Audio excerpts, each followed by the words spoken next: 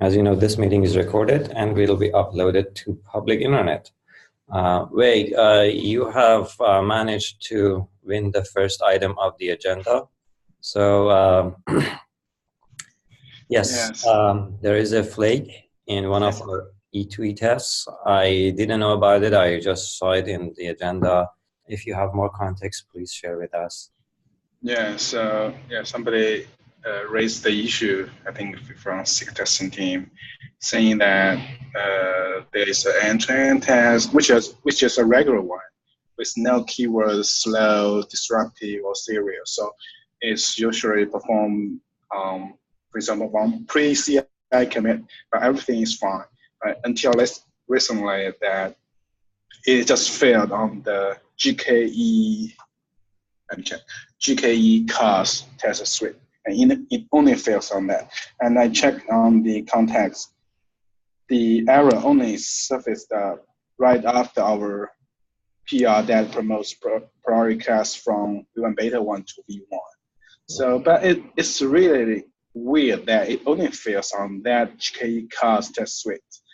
Doesn't fail on any other suites or even the pre-commit CI or something. So I checked the code. The code is just trying to use a Kubernetes client set to create a priority class. And the logic is just to check whether the error is nil or error is already exists in the past. But for any other case, it failed. And it just failed on that, the other conditions. But it didn't print out the error message. So it's really struggling to find out what the root cause is. I see. Okay. Thank you for investigating the issue. I can take a look too, because it looks like it's something on my turf. But I don't remember this particular preemption execution path. That is the one I introduced maybe last release to kind of make sure the preemption. They don't preemption unnecessary paths. I see. Yeah, to preempt the exactly correct path. Yeah. So basically, if we need to preempt, for example, pod 0, we never preempt any other pods, or we don't preempt this pod 0 multiple times. For example, because pod 0 is preempted and then scheduled and actually, it has nothing to do to the real logic of that PR. It just failed on the priority creation logic. So it's just a normal. Oh, okay. So maybe we can. I see. Maybe we can send a patch to the E2E test to actually print the error message. Yeah, that's I suggested on that. But that's a little tricky on that. I'm not sure it's a good pattern to do that. But we don't have crews right now, right? I see. Yeah, actually, that's something to do. I mean, if we want. Maybe it's a kind of API conflict or some specific. Yeah, it's possible, especially since you found that it has become flaky only after my change to promote priority and preemption to V1. If that's the cause, or if that's the trigger, it's likely that there is something with respect to maybe libraries or something like that. So okay, we will investigate. I can propose one. Okay. Yeah, because seems nobody can give better options. I also raised it in the SIG API machine learning channel and also SIG testing channel. Nobody has better suggestions. Okay. Okay, we'll take care of it. Thank you for bringing it up. There is. Okay, I wanted to actually tell folks that we are getting closer to the code freeze for 1.14. We need to merge all the changes that we want to have in 1.14. Of course, we cannot introduce any new features. The feature freeze is already passed, but any other remaining changes we need to get in. I know, Wei, that I need to review one of your PRs for supporting affinity to more than one pod. I will definitely do that. I apologize again for not doing it already, because I have been and I still am kind of busy with all these perf evaluation, stuff like that inside Google. So hopefully that will end this week, and then I can focus more on the remaining PRs. The good news for us is that in 1.14 we managed to deliver a bunch of our important features that we wanted to deliver. One was the backup mechanism for unschedulable pods. That already is out. We have been able to optimize node status updates. That is already done. We have increased the scheduler throughput by quite a bit, actually. In our, if you go to our dashboard now, you will see that the scheduler throughput is actually 100 pods. And in fact, in those tests, it's capped at 100 pods, so it cannot exceed. But we think, since we see just like a flat line on 100, it's reasonable to think that the scheduler actually exceeds 100 pods per second.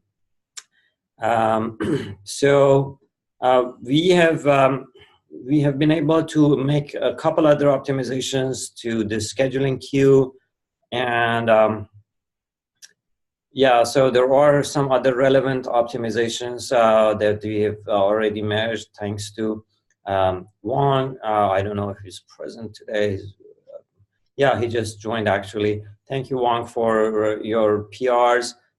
This other PR actually is one more optimization to save the API server QPS bandwidth, essentially. So recently we made a change to update timers for the last scheduled time of pods, and those timers are updated every time in the API server. We determined that this is not required, so Wang helped us to bring that timer into the scheduler memory, basically, or scheduler context without updating the API server. So this change is already managed as well, so this will help us improve API server bandwidth. And I know that there are a couple of other things that we would like to do. One is supporting some operators for some like less than and greater than operators for toleration, and that is not out there yet. We wanted to, I guess, support the same, like less than, greater than operations for pod selectors, I believe. So those are not also managed either. And both of these two are features we cannot really have in 1.14. These should definitely go in 1.15. The feature freeze is already passed like a few weeks ago. We cannot manage any of these, even if they are ready. So, and Wang has also been working on equivalence cache. So I don't know if we have managed to achieve any better performance recently. We ran into one issue with the equivalence cache, that even when we simplified it quite a bit and made it just a single structure with a single level map lookup, we still saw some performance degradation in most common scheduling scenarios, essentially when there are a number of pods and assuming that there are no unschedulable pods in the queue, and you want to schedule all of them, the equivalence cache or equivalence class should not slow us down. Having like a lot of schedulable pods as a result of a burst of pod creation is a common scenario that many of the larger users have. And at least today, having a very large number of unschedulable pods in your cluster is not a very common scenario in most of Kubernetes clusters. So we should optimize for the more common scenarios, and we should make sure that equivalence class does not hurt our most common scenarios.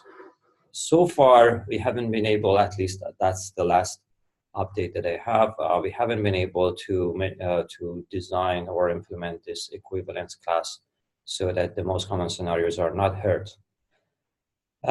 We will keep working on this. Hopefully, we can get it right.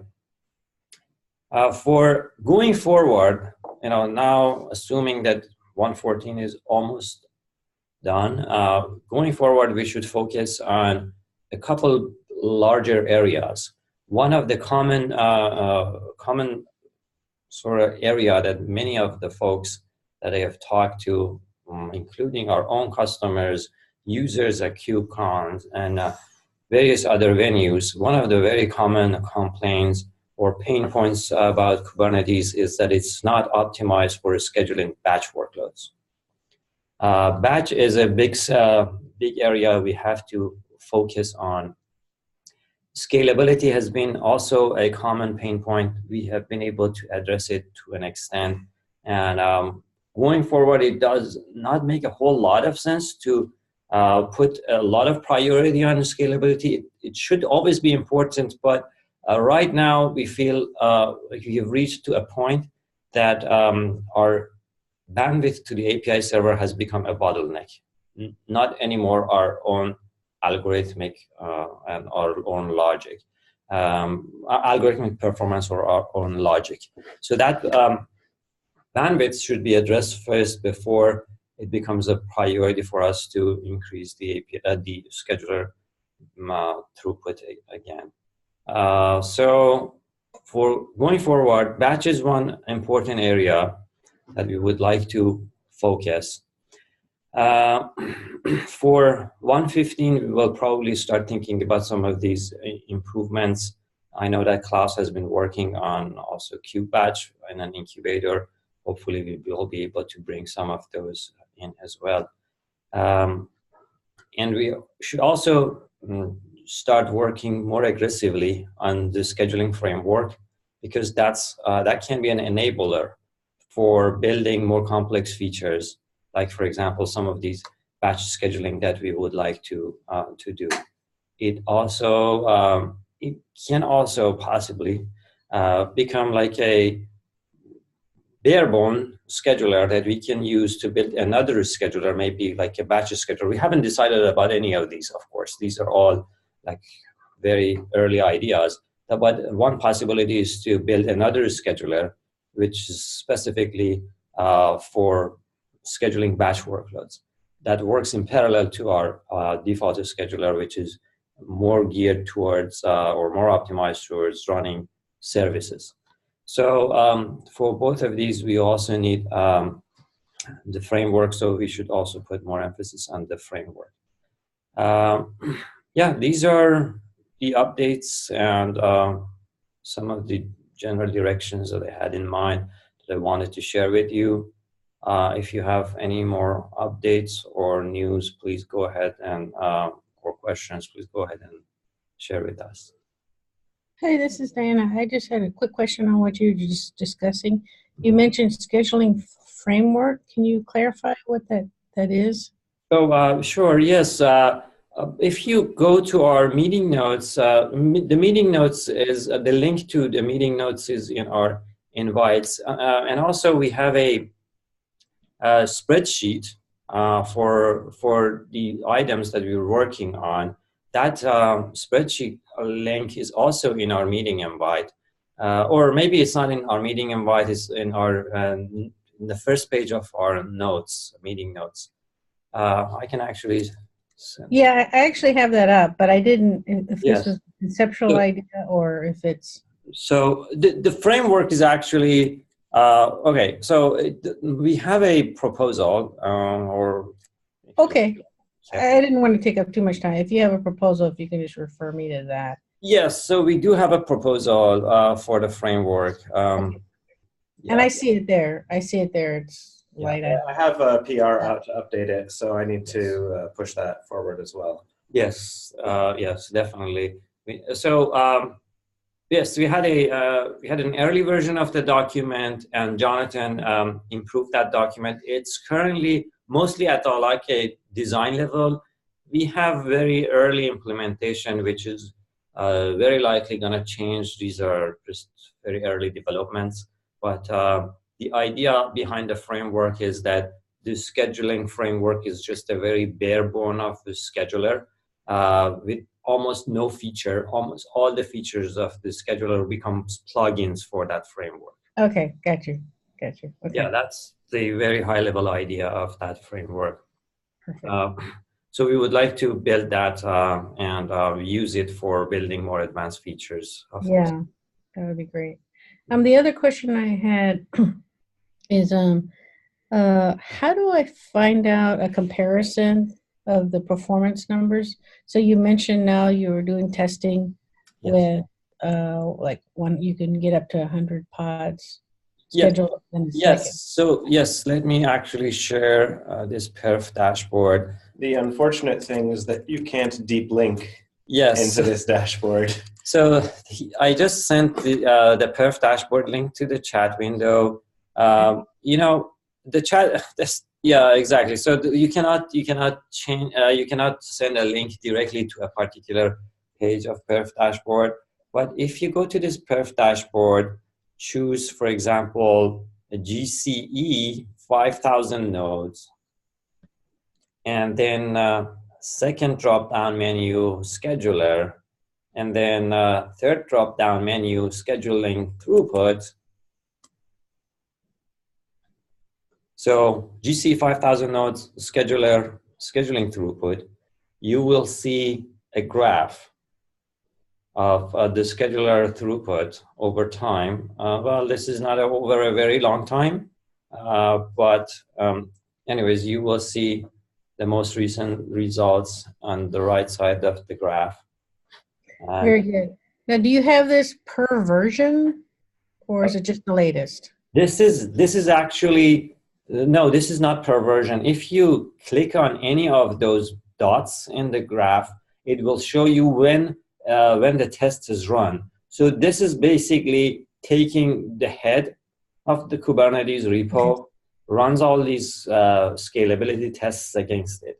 So it's not necessarily per version, it's just a snapshot of the repo on that very date.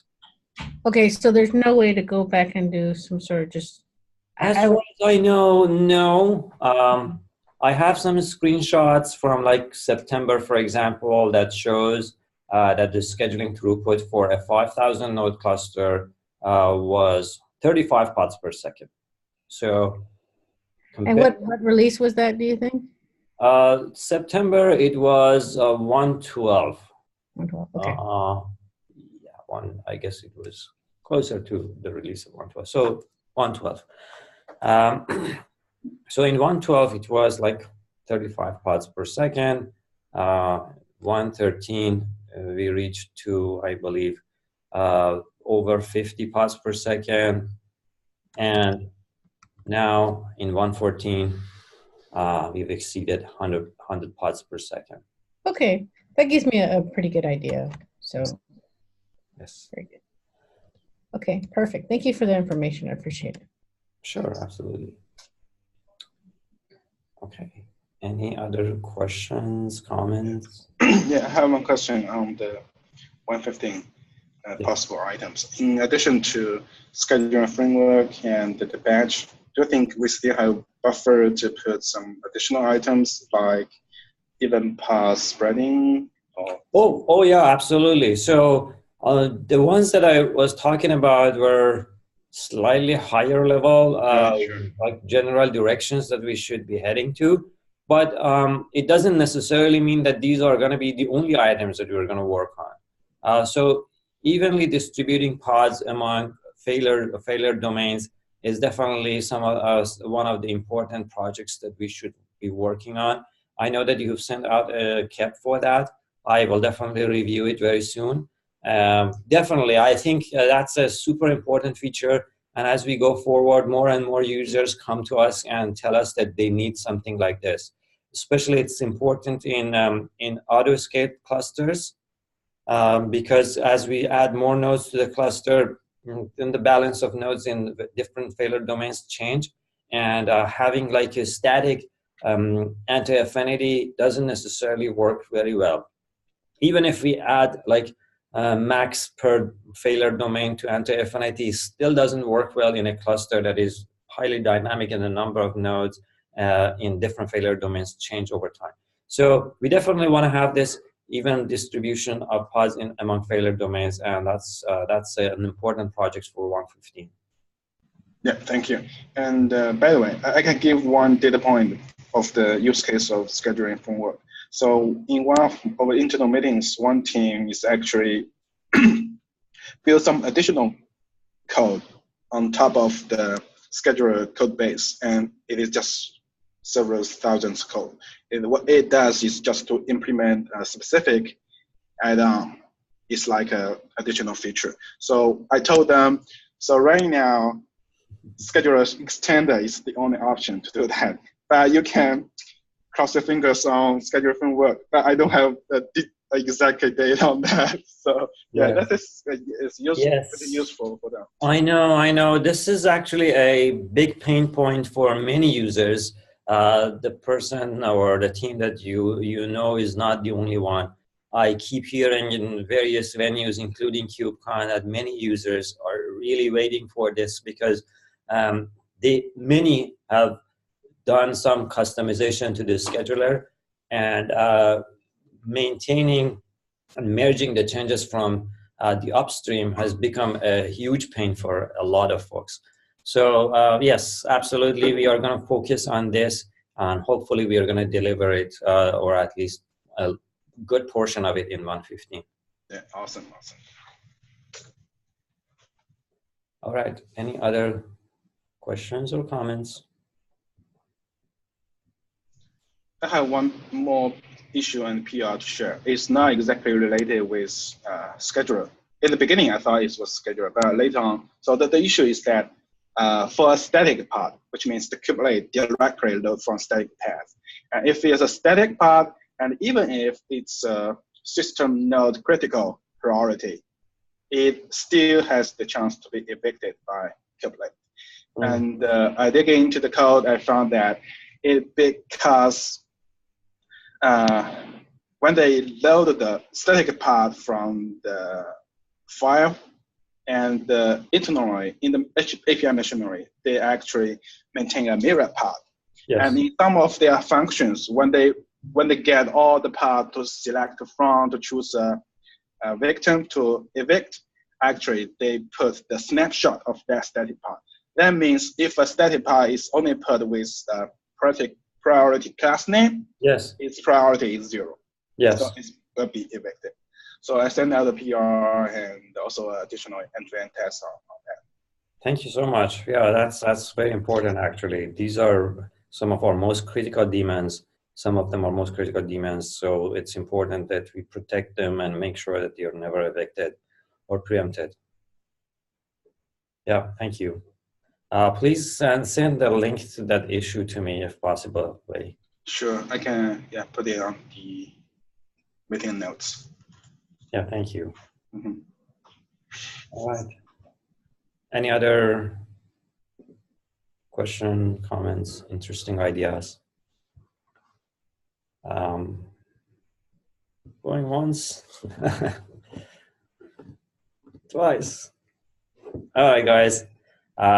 You get about 4 minutes of your life back. Thank you very much for attending, and I'll see you, some of you folks, next week. Bye. Yeah, bye. See you next week.